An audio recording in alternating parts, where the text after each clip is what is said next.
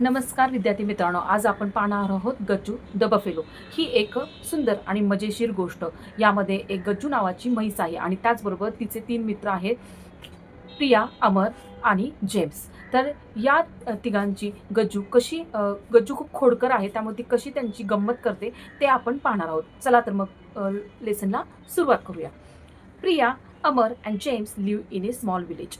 आता त्या पहिले आपण गोष्टीला सुरुवात किंवा लेसनला सुरू करण्याच्या पहिले पेट ॲनिमल्स म्हणजे काय असतात, तर पेट ॲनिमल्स म्हणजे जे प्राणी आपण सांभाळू शकतो, त्यांची काळजी घेऊ शकतो किंवा ते आपण घरामध्ये पण ठेवू शकतो की घराच्या अवतीभोवती ठेवू शकतो, त्यांना सांभाळू शकतो. तर ते कोणते कोणते असतात? कुत्रा, मांजर, म्हैस, बैल, हे तर तुम्हाला माहीत आहेत. हे सगळे पेट ॲनिमल्स असतात. तर कोणाकोणाकडे पेट ॲनिमल्स आहेत का? आणि पेट ॲनिमल्स म्हणजे त्यांना माहीत होते का? तर कमेंट बॉक्समध्ये कमेंट करून नक्की सांगा. लाईक, शेअर, सबस्क्राईब जरूर करा. व्हिडिओ आवडले असल्यास तर नक्की करा. तर गज्जू नावाची जी म्हैस असते ती कशी गंमत करते, चला तर मग पाहूया. Priya, Amar and James live in a small village. Gajju the buffalo was their good friend. They use to play with Gajju and give hay to eat.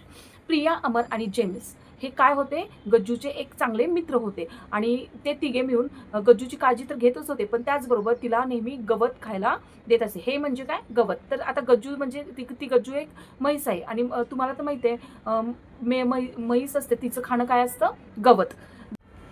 One night it rained heavily. By morning the rain had stopped. There was muddy water everywhere. One night what happened? काय झालं? एका रात्री खूप मोठा पाऊस आला, मुसळधार पाऊस आला सगळीकडे आणि सकाळी उठेपर्यंत तो थांबलेला होता. देअर वॉज मडी वॉटर एव्हरीवेअर. मडी म्हणजे खूप सारा चिखल सगळीकडे झालेला होता.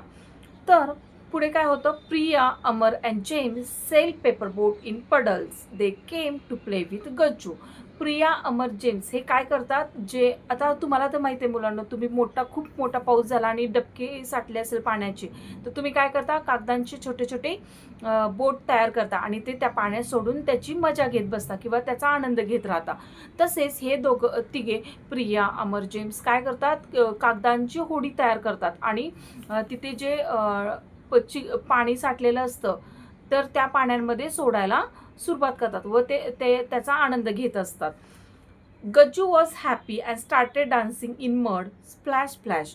आणि त्याच वेळी ती जी गज्जू नावाची म्हैस होती ती पण खूप आनंदी होती, पाऊस येऊन गेलाय त्यामुळे, आणि तीही त्या डबक्यात काय करत होती? खेळत होती. स्प्लॅश स्प्लॅश स्प्लॅश म्हणजे बागडत होती म्हटलं तरी चालेल. The muddy water got splash on everywhere. आणि ते पाणी सगळीकडे काय होत होते? उडत होते. Splash means उडणे.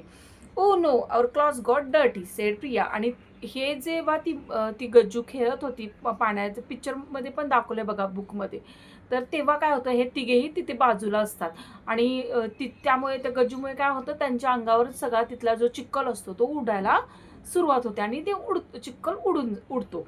I will scold us said Amar. We need to take bath otherwise we need to take bath because aai will scold us. म्हणजे त्यातला जो अमर असतो तो काय म्हणतो की आपण कपडे क्लीन केले पाहिजेत, नाहीतर आपल्याला आई ओरडेल, मम्मी ओरडेल. Let's go to river said James. Come on Gajju. आपण काय करूया आता मग? जर आपल्याला हे क्लॉथ स्वच्छ करायचे, स्वतःला स्वच्छ करायचं आहे, तर काय करूया? नदीवर जाऊया. I will give you bath said Amar. But Gajju did not want to take bath so it ran away. तर तो जो अमर होता त्याला काय करायचं होतं? गज्जूला बाथ म्हणजे आंघोळ घालायची होती, पण त्यासाठी ती गज्जू तयार होती का आंघोळ करण्यासाठी? तर नाही, गज्जूला आंघोळ काही करायची नव्हती. वेअर इज गज्जू आज प्रिया. आणि ती गज्जू तिथून पळून जाते. तर मग प्रिया काय विचारते? गज्जू कुठे गेली? There behind the tree said Amar. तर अमर काय म्हणतो? बहुतेक ती झाडाच्या मागे जाऊन लपली असेल. When they reach near the tree Gajju was not there. पण जेव्हा ते त्या झाडाच्या मागे जाऊन पोचले तेव्हा गज्जू तिथे होती का? तर नव्हती. Have you seen Gajju the buffalo asked Amar to green grocer. आता ग्रोसर म्हणजे काय? भाजीवाल्याला तिथे जाऊन अमर विचारतो की तुम्ही गज्जूला पाहिले आहे का? It is right behind the wall reply the green grocer. तर तो म्हणतो त्या उजव्या साईडच्या भिंतीच्या मागे बहुतेक ती लपली असेल, जाऊन पहा. The children were unhappy. They turn back the river and sat on rock. Suddenly the rock moved. Dum dum. All fell in to the river. It was not a rock, it was a Gajju hidden in the river. तर काय होतं मुलांना इथे, जेव्हा तो grocer म्हणतो भिंतीच्या मागे जाऊन पहा, तर तिथे ती गज्जू असते का, तर नसते. मग ती मुलं नाराज होऊन दुःखी होऊन तिथून निघून जातात आणि रिव्हरच्या तिथे येतात. तर त्याच वेळी त्यांना असा काही कसला तर आवाज येतो, डप ड्रम डम डम डम. तर मग ते काय करतात की कुठून आवाज येतोय, काय आवाज येतोय म्हणून पाहायला नदीमध्ये जातात आणि एका दगड समजून तिथे बसतात. तर काय होतं, ते पटकन तिथून पाण्यात पडतात आणि मग त्यांच्या लक्षात येतो की तो दगड नसून ती स्वतः गज्जूच होती आणि तिने त्यांची मज्जा केलेली होती. त्यामुळे ते काय होतं, त्यांना जी अंघोळ करायची होती तर ती ऑटोमॅटिक त्यांची अंघोळ होऊन जाते. Gajju come out the river and children came out too. Now no one needed to take bath, no one was muddy, all love merrily. Merrily म्हणजे आनंदाने.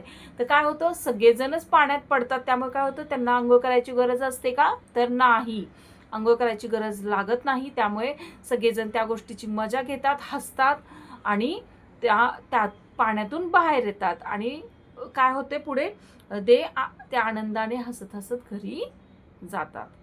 तर मुलांनो, ही किती गंमतशीर गोष्ट होती की ते त्या गज्जूला सगळीकडे शोधत होते, पण ती गज्जू कुठे होती, तर पाण्यामध्ये जाऊन बसलेली होती, लपून बसलेली होती. म्हणजे यामधूनच एक गोष्ट लक्षात येते की गज्जू आणि त्या मुलांमध्ये, तिघांमध्ये, प्रिया, अमर आणि जेम्समध्ये छान असे बॉन्डिंग होते, छान अशी मैत्री होती आणि ते चौघे एकमेकांची मजा करत होते. तर मुलांनो, या गोष्टीमधून आपण एक गोष्ट शिकली की आपण प्राण्यांची काळजी घेतली पाहिजे, त्याचबरोबर प्राण्यांवर प्रेम केले पाहिजे आणि स्वतःची पण स्वच्छता राखली पाहिजे. त्याचबरोबर कोणतीही अडचण आली, कोणताही प्रॉब्लेम आला तर ती न घाबरता तो सॉल्व्ह करण्याचा प्रयत्नही केला पाहिजे. तर आज आपण बफेलो, गज्जू द बफेलो ही छान अशी सुंदर खोडकर एक म्हैस असते आणि ती त्याचबरोबर प्रेमही असते अशी गोष्ट पाहिली. तुम्हाला जर ह्या लेसन आवडला असेल तर व्हिडिओ लाईक करा, शेअर करा, सबस्क्राईब करा. व्हिडिओला लाईक करायला आणि सबस्क्राईब करायला विसरू नका.